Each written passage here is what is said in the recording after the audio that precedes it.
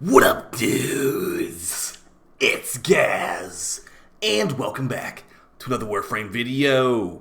So we got the big dev stream for September yesterday, and it talked about the new update coming out October 15th on all platforms. And in this dev stream, they discussed damage attenuation changes and also an Oberon rework. We got two dev workshops on both of those items, so we'll be covering both dev workshops post dev stream in this video today. There is some pretty big changes to some things that we use as far as the meta of Warframe and high-level missions, so you might be a little bit interested in this one, although this is definitely going to be a little bit on the more wordy side. If you don't know really how damage attenuation works, every little tiny detail, you're about to learn about it today and how it's changing. Alright, so top right in. But before we do, make sure to sub this channel, daily Warframe video uploads, build videos, news videos, all that kind of stuff, right for your content. We're also doing Omniforma bundles on stream. I should be live tonight, but I did do like a 12-hour stream last night, and I got some family members coming over, so we'll see if it ends up happening tonight. But I'll definitely be back tomorrow for sure. Alright, so let's start with the dev workshops. We got a dev workshop on Oberon, and we got a dev workshop on damage attenuation. Now, as far as what each of these is doing, the Oberon rework is going to be like a frame rework. So he's getting ability changes, and he's getting buffed, basically. And for damage attenuation, some of the very tanky enemies in Warframe have a special mechanic that's being reduced, but also increased in some places too. So yeah, we'll be talking about that. So let's start off things. Let's just start things off with the easy to understand stuff, the Oberon rework. So we got Oberon rework dev workshop right here. This is much easier to understand than damage attenuation. But also one thing that was not in this post yesterday, the base armor of Oberon is actually being buffed according to them. So that's nice. It's going to like 450 base armor. But yeah, let's talk about what Oberon's rework is going to entail if you are interested in playing. I mean, he's looking a lot stronger, honestly. But I have some complaints, like minor complaints with his passive and how it's really strong, but also like, wow, we just can't make armor and HP good, huh? But let's start off things with the descriptor. Oberon, our quiet paladin, has been patiently waiting in the wings, tending to his plants, perhaps. Now it's time for him to step into the spotlight for his rework. In a fast approaching, our general philosophy with his changes was to retain his core abilities, but to buff them and lean into the supportive paladin theme and improve the fluidity of his playstyle. The damage attenuation thing we'll talk about later. So, free Oberon for logging in. If you log into the game between October 15th and October 21st, you will receive one free Oberon in your inbox. And also you'll get a fully built forma as well to fine-tune your Oberon build. Yeah, one forma is going to be really good. Really good. So we got a video from Pablo here. We might resort back to this, but I did cover this in my video yesterday about the overall dev stream review. Basically, the abilities of Oberon are very similar, but Smite is being changed quite a bit. He's getting a new passive too. So let's see if we can quickly show this here. So we got the new passive Oberon. When you pick up an orb, you get these little shields around you, and those shields prevent damage. Those shields give you they also give it that ability to your teammates too. So if you pick up an orb, you're going to give your teammates basically a couple stacks of Mesmer skin. Additionally, as you saw right there, Smite no longer produces orbs. Smite is an instant AoE damage nuke now, well, nearly instant. So yeah, no more orbs to buff with Vigorous Swap, no more orbs to buff with like Holster Amp, etc., etc. So Smite Mag is gone, but Smite might be good on other frames as well. So first things first, Oberon's armor has been buffed. It was at 204, now it's at 450, and that will scale with his mods and armor buffs and stuff like that, too.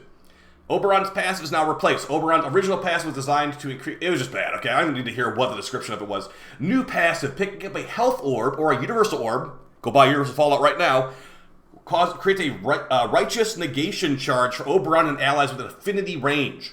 Oberon, his allies each have individual caps of 3. Okay, so you cannot have 4 Oberons doing like 12 charges. You only have 3 maximum stacks of negation, righteous negation. Okay, so keep that in mind. Multiple Oberons will not really help, but they'll let you stay at that maximum stack easier, I guess. If a player has a righteous negation charge, they are invulnerable to incoming damage. When incoming damage is blocked, 1 righteous negation charge is expended. If a player has multiple charges, they will remain invulnerable and receive a small 0.25 second cooldown before an additional charge is depleted. It is literally just Mesmer skin. If the damage removes the final charge, players will receive an additional 0.25 seconds of invincibility. Players can identify how many righteous negation charges they have on the HUD or by counting the floating circles around them. So no mention of it being status prevention, but he does get status prevention on his second ability, his Grass. So that's all the changes to his passive. So as you can see, pick up an orb or universal orb, and you're going to give everybody 3 stacks of Mesmer skin. This would be about 0.75 invincibility, which is very, very good, actually. Next, Smite. So this is the one that might change some big stuff, because this is also Oberon's helmet ability, so any frame could use this technically. But, like I said, it is a nerf to the Smite Mag bubble strat from before. Smite is a very straightforward ability that can mod it for maximum efficiency on a single target. I want to focus more on the single target damage of it while smoothing out some of the quirks. Smite's target is now completely removed of Overguard and armor, and loses 35% of its maximum HP, specifically HP and shields, in an instant, capped at 75%. So, because it's a percentage health nuke, this can be definitely able to utilize to one-shot enemies. I believe it does radiation damage, so not true damage, sadly. But if you put on some, like, orange Archon shards, radiation damage Archon shards, or if you put on, like, Roar even, or some viral procs, like, if you were using the Jade build like that I have in the background footage right now, which will be in a video on probably Saturday or Monday, you will be buffing your Oberon so much, you should be one-shotting nearly everything. Now, when they say it's capped at 75, we don't know exactly how that's going to play out, but yes, with Orange Archon Shards, with Roar, with Viral Procs, it seems like you'll be able to one-shot nearly any enemy with Oberon, as long as they have damage attenuation. We'll go over that in a second here. But yeah, very, very good change there. I'm not sure how the Smite helmet version will work, but yeah, this is also going to make targets forcefully staggered and open to melee finishers. It does not bypass shields, so it only goes after final damage to health. Enemies within 6 meters of the target will receive 50% of the maximum damage and are impacted by stagger. With this change, we remove Smite's secondary Seeking projectiles. So the Seeking projectiles are gone. That was what was used in the mag bubble to destroy everything. And also, if Smite is cast on a tight group of enemies, Xmas will be prioritized. So yes, this is a potential, like, mini nuke, I guess I'd call it. If it's in a guarantee one-shot of Thrax, that sounds pretty decent for Void Cascade, because Thrax do have quite a bit of Overguard and armor. And also, 75% HP is a lot. Like, honestly, if you have Speed Nova on your team, or just any Nova, 75 times 2 is definitely going to be a dead enemy, huh? So, yeah, now it will be reduced by some stuff. Like, again, like, it's probably radiation damage, so radiation damage is going to be reduced by armor, but if this removes the armor, I'm thinking this might be really, really strong. So Smite might become extremely powerful. For those, it looks really good. Smite Infusion Augment, no changes, sadly. And also, I wanted to mention this too. Arcane Universal Fallout, the Arcane, requires ability rad proc. So this is a pretty useless augment, actually. Next, Hallowed Ground, the second ability of Oberon. Hallowed Ground is a useful tool for Oberon's kit, but needed a general quality of life pass, namely to improve its overall modding flexibility in 2025. Hallowed Ground is now a full circle around you. It was just a cone in front of you before. Range increases the radius instead of the arc. Good, I would hope so. Nullifiers no longer destroy Hallowed Ground. Very nice. Radiation damage from Hallowed Ground now gives guaranteed rad procs. It's actually 2 rad procs per second according to their video too, so very fast rad procs. But again, it will take 5 seconds to get maximum rad procs, so that's how many you need for Universal Fallout's 60% drop chance. Renewal healing is doubled while staying on Hallowed Ground. I'm probably going to Helmet off renewal, but it's still good to know. Remove the armor stripping from enemies in the Survive Reckoning, as a mechanic is now added to the Reckoning ability itself, so no need to throw on the grass for the armor strip anymore. The status effect, Cleansing and Immunity, is unchanged for Oberon as ally. So basically, you just stand on the grass and you have no status procs. You don't really need Prime Shift on him if you cast the 2 reliably, but I'll probably still put it on him anyway. And then for the Augment, increased Hallowed Ground duration 100% to 200%. This is basically you can detonate your Hallowed Ground when you want to, and it will do some damage. I calculate it's not that much damage though. It's like 20,000 damage. Not very recommended, honestly. Third ability of Oberon, Renewal, the AoE healing. Also compared to Wisp Motes, and the latter heals more for less energy. The goal is to make it better compared to Wisp Motes, basically. Remove the increased energy cost per target. So you'll only have a flat amount of energy no matter how long, or how many allies are being healed with this ability. Renewal's range is now Oberon's affinity range. That's good, because it was modded by range before. They like pick up a buff or something like that. Players affected by Renewal are now given Iron Renewal buff, which increases armor by 50% for the casting, Oberon, and 100% for allies. So more armor for you. Renewal no longer stacks with other renewals. Okay, interesting. I guess only one Oberon per squad allowed. And updated renewals VFX to be more easy to see. The Phoenix Renewal Augment mod of Oberon has been reduced in cooldown from 90 seconds to 60 seconds. That's the one that gives you a free revive, basically brings you up from the dead, if you die with his ability active. It's a decent augment, not a huge buff, honestly. And for the last one, Oberon's ulti, we got Reckoning. This is the ability that was definitely not worth using. It was not worth the energy cost before or the animation. It's still got a pretty slow animation. Unfortunately, it lacks the power of an expected of an ultimate. With this rework, we are increasing the damage overall and are changing some of the abilities synergies to make it be more of the base kit. Reckoning now only targets enemies allies, enemies in line of sight. So you got line of sight added, hopefully to be strong. Increase the bonus damage to enemies affected by rad proc from a flat 625 to 750 per stack of rad. In other words, the damage is doubled if the target has maximum rad procs. I'm going to be honest with you, this does not seem like it's going to really be worth casting still for a damage purpose. For armor strip purposes, sure, but don't forget, Oberon actually has armor strip on his 1 now, with a 75% HP damage nuke as well. So it's like an AoE armor ability at the end of the day. Next, Oberon receives 10 armor per enemy hit by this ability, and bonus armor is capped at 1,000 and persists for 30 seconds. So he's getting lots of armor. But the funny thing is his passive is Mesmer Skin, so why would we care about armor DE? That's what I'm really, once we're done talking about this, that's what I'm going to really boil it down to. Why are we getting these frames that are supposed to be HP armor tanks, but they're getting invincibility passives? That's not armor tanking, that's invincibility, like Mesmer Skin tanking. We'll talk about that more a little bit here, but yeah. 50% enemies surviving have their 50% of their armor removed. That's 50% base, so 200% remove it all. Mechanic usually required hollowed ground, but that's been removed, so you can just do that up front now. All enemies hit by Reckoning have a 50% chance of dropping a health orb upon death, regardless of where they are killed by Reckoning or not. So you'll cast this to debuff them from an orb. Again, they're going to have universal fallout on them, so there's going to be a lot of orbs. So yeah, just going to be like too many orbs maybe. Reckoning no longer blinds enemies. Slightly increased cast speed. Okay, that was needed. Cool. And the augment for Reckoning, which gives your allies armor when they're nearby an enemy affected by this, is going to be getting some VFX effects and some quality of life that the armor will persist for 3 seconds. Okay, so that's the Oberon Rework Dev Workshop. Overall, I think this is better than the Valkyr rework personally. I think that Smite might become like a new go-to damage nuking skill.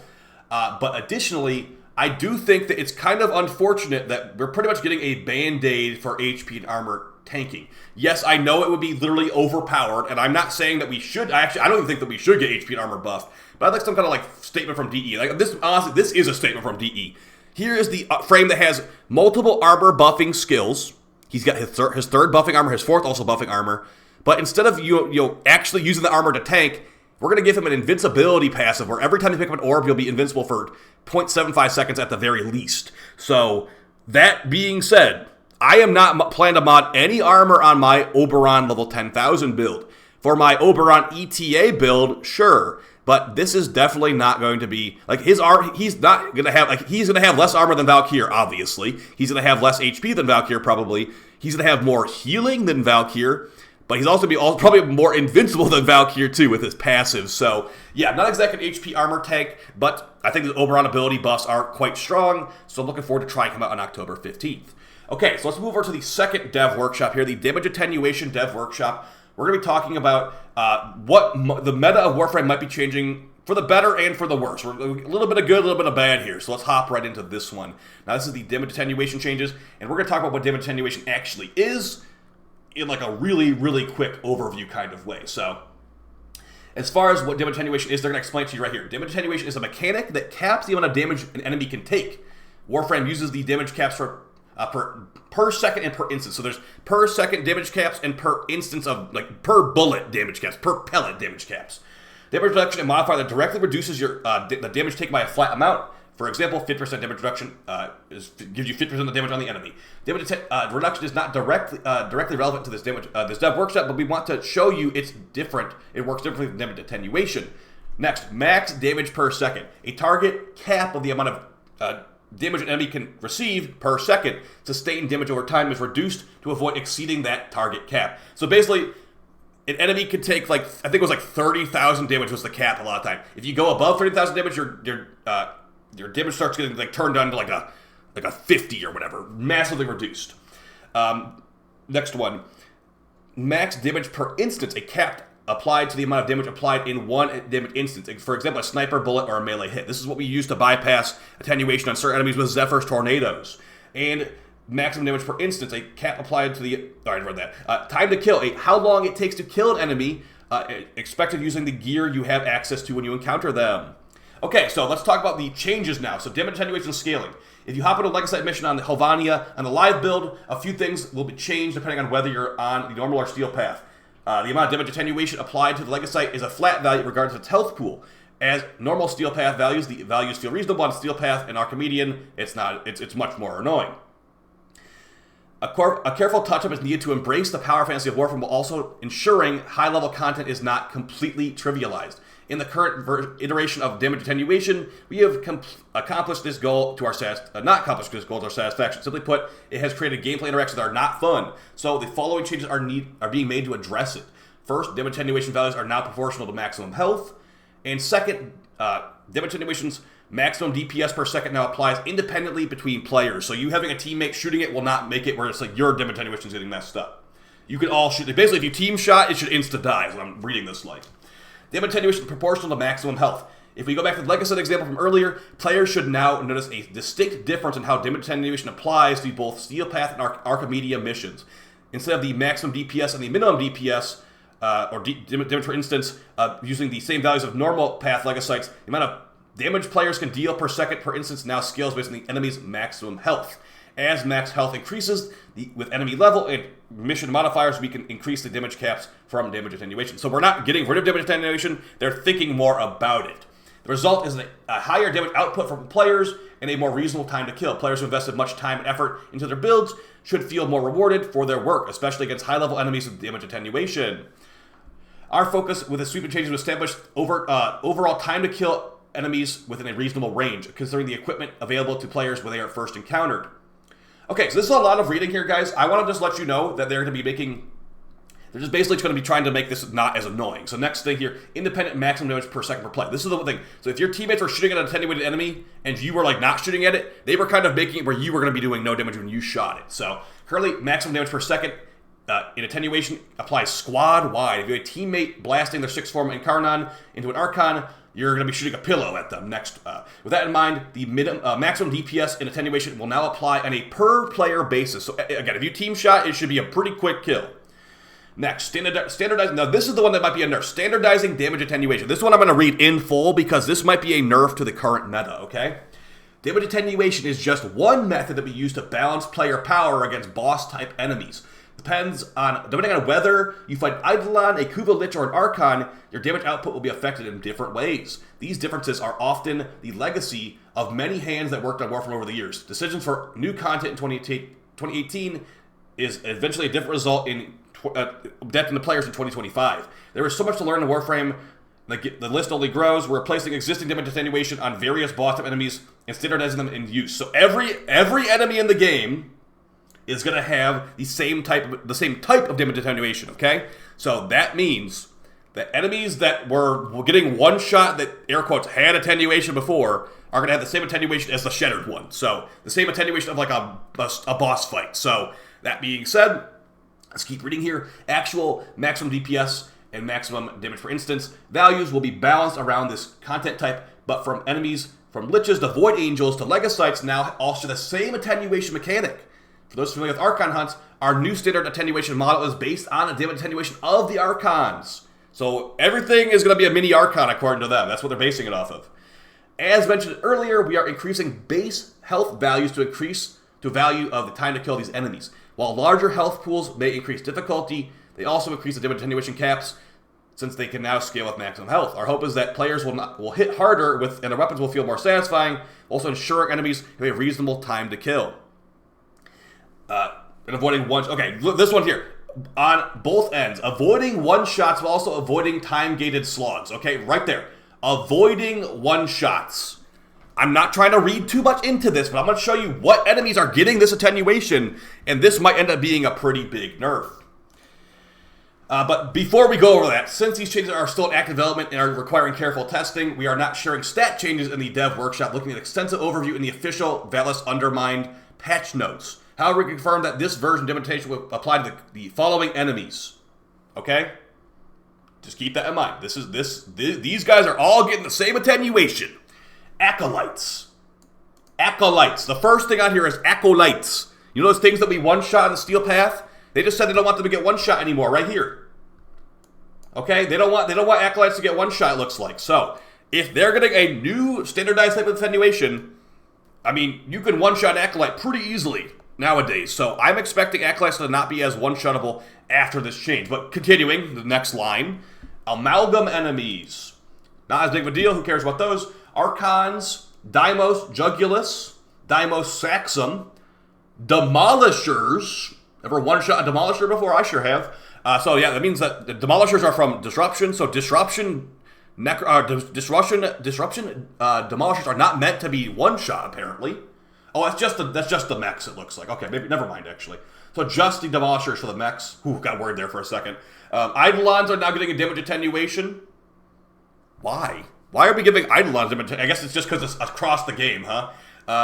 This is a dramatic change for Eidolons. Giving an existing damage reduction applies to Eidolons. We're taking care to ensure that their time to kill is not disrupted.